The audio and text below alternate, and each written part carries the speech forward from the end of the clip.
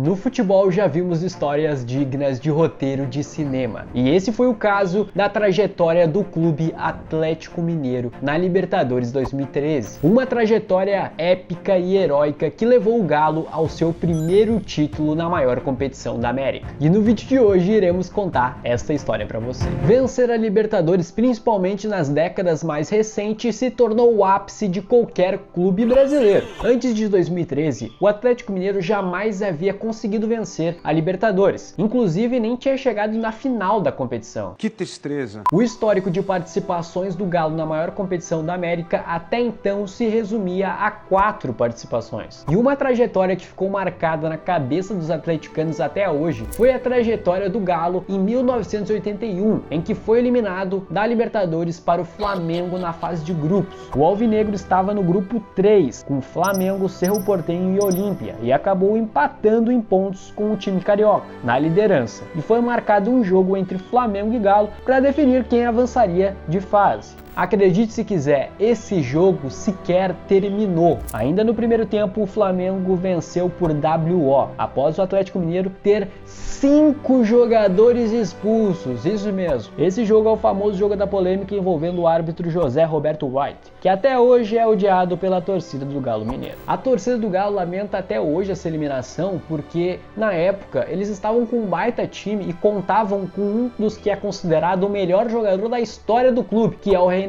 E depois dessa participação foram mais de 20 anos para o Galo voltar a esta competição, que aconteceu em 2000, em que o Galo foi para a Libertadores, se classificou na fase de grupos, chegou nas quartas de finais e foi eliminado para o Corinthians. E depois da eliminação para o Corinthians, em 2000, o Galo só voltou a disputar a Libertadores em 2013, 13 anos depois. Porém, o clube estava numa fase magnífica, com jogadores incríveis no elenco. Tudo começou em 2012, quando depois de uma passagem de altos e baixos do Flamengo, o craque mundial Ronaldinho, 2 vezes campeão do mundo, fechou com o Atlético Mineiro. Mesmo havendo muitos questionamentos quanto ao comprometimento do jogador, ainda assim era um fato. O Ronaldinho Gaúcho chegava para mudar o patamar do Atlético Mineiro. Sob o comando do técnico Cuca e outros jogadores fundamentais que estavam no elenco, como Vitor, Marcos Rocha, Leonardo Silva, Joey Bernat, o Atlético Mineiro conseguiu fazer um campeonato brasileiro de altíssimo nível em 2012, ficando apenas 5 pontos atrás do Fluminense, que sagrou campeão naquele ano, ou seja, vice-liderança para o Galo. Porém, naquele ano, o Galo pegou a vice-liderança, beleza, mas o Galo não só vencia, como jogava um futebol muito bonito de se ver, o Ronaldinho e companhia voando. E depois de 13 anos longe da Libertadores, o Galo, o Atlético Mineiro, estava de volta à maior competição da América. Mas todos já sabiam e viam com clareza que aquele Atlético Mineiro não iria a passeio, porque estava com um baita time, tinha se classificado direto para a fase de grupos da Libertadores e queria muito a sua primeira Libertadores na história. O sorteio da fase de grupos colocou o Atlético Mineiro no grupo 3, com o clube boliviano The Strongs, o argentino Arsenal de Sarandi e o brasileiro São Paulo. E a estreia era justamente contra o São Paulo, na Arena Independência lotada, seria o primeiro jogo da fase de grupos. A escalação do Galo para aquela partida era uma que está gravada na mente de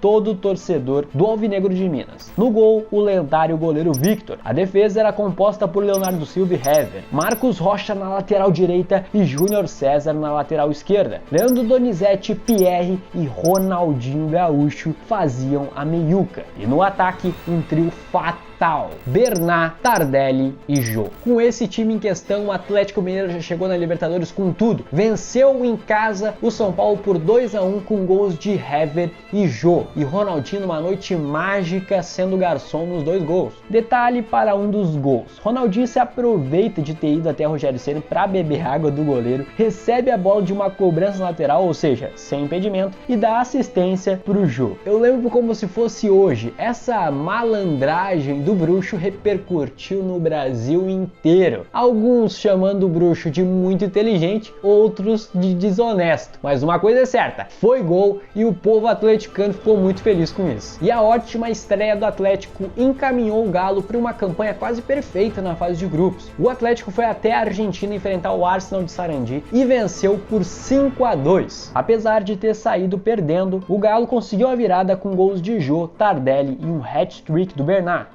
O menino de alegria nas pernas estava on, hein? Quem lembra?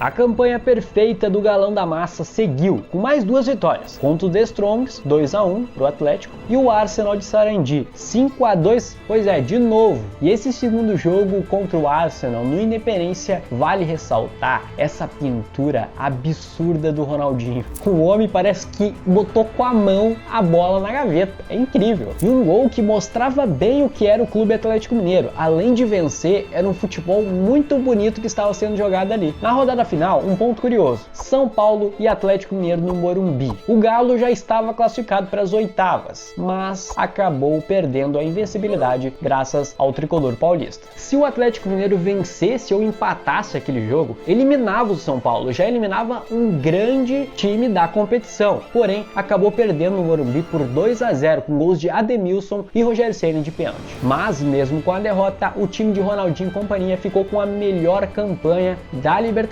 com 15 pontos, ou seja, tinha o poder de decidir os confrontos do mata-mata em casa ao longo da competição. Todo o segundo jogo seria no Independência. E adivinha quem o Atlético pegou nas oitavas de final? Sim, justamente o São Paulo, mais um joguinho contra o tricolor paulista. E o Galo teve a oportunidade de eliminar o São Paulo. Imagina se o São Paulo passa pelo Atlético nesse jogo. Na real, que eu acredito que iria virar motivo de piada. Mas lembre-se, estamos falando aqui da trajetória do Galo Vingador. O confronto que poderia ser difícil acabou com um passeio do Alvinegro de Minas. Na ida, vitória por 2-1, com gols de Ronaldinho e Tardelli em pleno Morumbi lotado. E na volta, uma sonora goleada por 4-1, com hat-trick do Jô e gol do Tardelli. Mas aí você me pergunta, cadê a dificuldade que eu ouvi falar que o Galo enfrentou muito nessa Libertadores, que foi muito sofrido nessa Libertadores? Cadê a dificuldade? Meu irmão, por enquanto tá só tranquilinho, mas a partir das oitavas que a tranquilidade sumiu e se liga no que aconteceu. Nas quartas de finais, o próximo adversário do Galo foi o Tijuana do México. Sim, naquela época os mexicanos ainda disputavam a Libertadores. E foi a partir daí que nós começamos a ver o porquê que essa trajetória é digna de cinema. O porquê que o Galo de 2013 foi chamado de Galo o Vingador. O primeiro jogo foi disputado no México, no Estádio Caliente, e os donos da casa chegaram a abrir 2-0 no placar, mas Diego Tardelli devolveu o Galo para o jogo e Luan buscou o empate já com a partida nos acréscimos. Primeiro jogo do confronto, 2-2. Vale uma curiosidade aí, sabe quem era o técnico daquele Tijuana? Bom time do Tijuana, bom time mexicano naquela Libertadores 2013? Sim, Turco Mohamed. Quem diria, hein? Que loucura. Deixei no ar e vou sair correndo. E o resultado, 2-2, era bom pro Atlético Mineiro porque iria decidir em casa com 2 gols marcados fora de casa. Naquela Libertadores ainda havia a regra dos gols fora de casa, vale mais. Mas o jogo do Independência se complicou quando aos 26 minutos do primeiro tempo, o Riascos, aquele mesmo, que já tinha feito um gol na ida, abriu o placar para o Tijuana. Porém, não demorou muito pro Atlético empatar. Hever fez o dele em um lindo cruzamento do Ronaldinho. E esse gol praticamente colocou o Galão na semifinal novamente. 1-1. Tudo estava se encaminhando para a classificação do Galo. Porém, graças a um lance, acabou se tornando um dos jogos mais dramáticos da história do Clube Atlético Mineiro. Já nos acréscimos da segunda etapa, Pablo Aguilar recebeu um lançamento de muito longe, invadiu a área do Atlético e foi derrubado por Leonardo Silva. Resumindo, o Tijuana tinha um pênalti a seu favor nos últimos minutos, nos últimos lances da segunda etapa. Se fizesse o gol, o Atlético praticamente daria adeus para a Libertadores 2013. E olha como o mundo dá suas voltas. Riascos, aquele que fez o gol nos 2 jogos do confronto, foi para a bola. E foi nesse momento que nasceu o São Victor do Horto. O atacante colombiano bateu firme no meio do gol, Vítor pulou pro lado, porém deixou o milagroso pé esquerdo na bola e defendeu a penalidade. Do inferno ao céu, em questões de minutos, em questões de segundos, o torcedor do Atlético Mineiro poderia comemorar pela primeira vez na história. O Atlético Mineiro estava classificado para a semifinal da Copa Libertadores. E vale ressaltar que foi nessa noite que se tornou registrado a marca da torcida atleticana.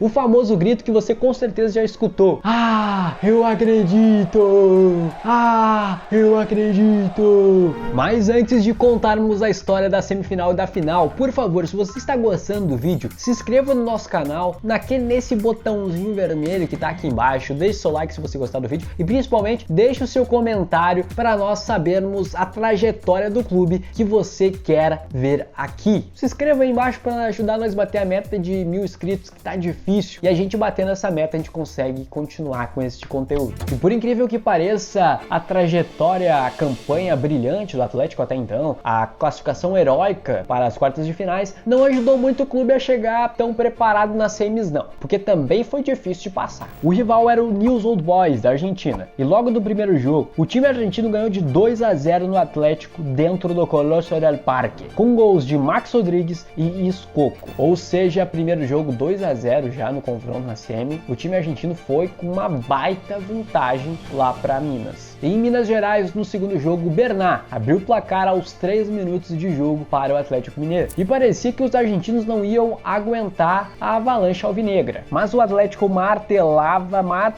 e o segundo gol não saía. E no placar agregado continuava 2-1 para o Newell's. Mas a torcida continuava a cantar. Eu acredito.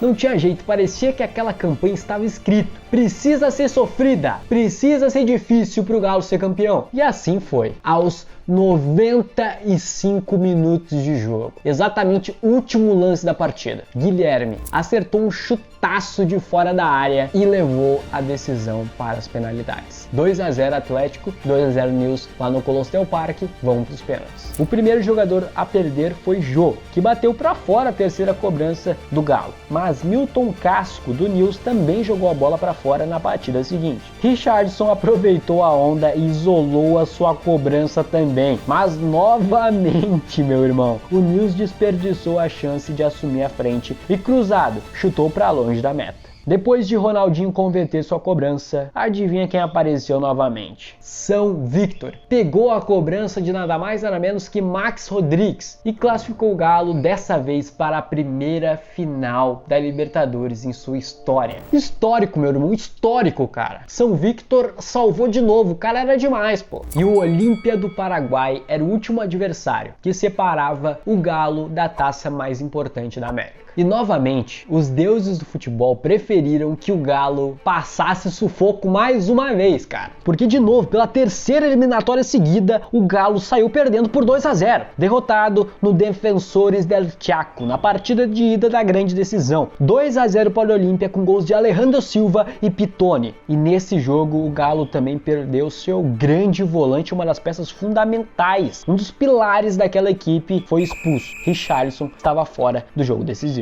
E ainda para o jogo de volta, o Galo tinha mais um problema, perdeu seu forte talismã, que era o Horto. A Arena Independência não poderia receber aquele jogo, porque ela tinha capacidade para apenas 23 mil torcedores, e foi vetada pela Conmebol, que definiu que o Galo jogasse no Mineirão. Sim, meu irmão, 2-0 na ida, perdeu o Richarlison, não vai poder decidir no Horto, tava tudo dando errado. Mas o mais importante estava lá, presente, a massa atleticana, com mais de 60 mil pagantes no Mineirão. A torcida do Galo foi lá presenciar aquele time tentar fazer mais um milagre na América. O time do Cuca foi para o jogo decisivo com Vítor no gol, a zaga Hever e Leonardo Silva, na lateral esquerda Júlio César e na direita Michel. A dupla de volantes era formada por Pierre e Josué, no meio campo com a 10, o mágico Ronaldinho, e no ataque Tardelli, Bernat e Jô na frente. O banco também merece ser dito, estava Gilberto Silva, Giovanni, Leandro Donizete, Alexandro, Guilherme e Luan. O time mineiro, pouco inspirado, não teve um bom primeiro tempo, 0-0, ou seja, aquele título estava na na mão do Olímpia durante 3 tempos. O primeiro tempo do jogo de ida, o segundo tempo do jogo de ida e o primeiro tempo do jogo de volta. Mas, meu irmão, a torcida do Galo, a grande protagonista desse título, continuava gritando: eu acredito! E foi no comecinho da segunda etapa que Jô aproveitou a falha de Wilson Pitoni e fuzilou pro gol, abrindo o placar no Mineirão. O Atlético passou a pressionar, criar chances, mas o goleiro Martin Silva e a trave não queriam colaborar. E um lance curioso foi aos 36 minutos da segunda etapa. O Atlético estava vencendo por 1-0, o Olímpia estava sendo campeão e o jogador do Olímpia, Ferreira, recebeu essa oportunidade. Se fizesse, o time do Paraguai era campeão, mas o cara escorregou. E todo mundo sabe a regra máxima: quem não faz, leva. Logo no lance seguinte, aos 40 do segundo tempo, o Leonardo Silva apareceu na área para dar um toque sutil e empatar o jogo no agregado, 2-2. Ou seja, fim de papo, o jogo foi para prorrogação, nada aconteceu. Dito isso, bora para as penalidades máximas. E não demorou pro cara, São Victor, começar a agir. Logo na primeira cobrança do Olímpia, ele foi lá e pegou. Adiantou um pouquinho, é verdade, mas pegou. E dessa vez os jogadores do Atlético estavam afiados. Alexandre fez, Guilherme fez, Jô, que tinha errado na semi, dessa vez fez também. Leonardo Silva também marcou, ou seja, todos converteram a sua cobrança. Até que chegou na quarta cobrança e o jogador do Olímpia, Jimenez, chutou na trave e colocou um ponto final nesta disputa. O Atlético Mineiro se sagrou campeão da Copa Libertadores 2013. O torcedor do Galo poderia bater no peito e dizer: eu sou campeão da competição mais importante do continente. Numa história de cinema, com um roteiro épico, personagens magníficos como São Victor, o bruxo Ronaldinho, o artilheiro da Libertadores Jô, com 7 gols, o menino de alegria nas pernas Bernat, com um momento de superação e milagres incríveis, o Galo forte e vingador conquistou sua primeira Copa Libertadores da América. Na sua 5ª participação, primeira final na história com o Mineirão lotado. Até mesmo para quem não é torcedor do Galo, é inegável dizer que essa conquista, essa trajetória ficou marcada e sempre será lembrada na história, não só da Libertadores, como do futebol. Essa saga do Atlético Mineiro foi sofrida, inesquecível, com muita emoção e com certeza será relembrada para sempre. E aí, curtiu? Então qual trajetória em qual competição você quer? O Grêmio na Libertadores 2017, o Barcelona na Champions 2015 ou outro time de determinada competição? Coloque aqui nos comentários. E por favor, se você ainda não é inscrito, se inscreve aí no nosso canal, aperta no botãozinho vermelho, vem pra família do Histórias da Bola. E cara, vale ressaltar, siga a gente lá nas redes sociais. No Gol Perdido eu falo de futebol todo dia lá. No meu pessoal eu também coloco a minha vida lá do Neto Viana e também as páginas da História da Bola, TikTok, Instagram, em todo lugar. Valeu, fui e tchau!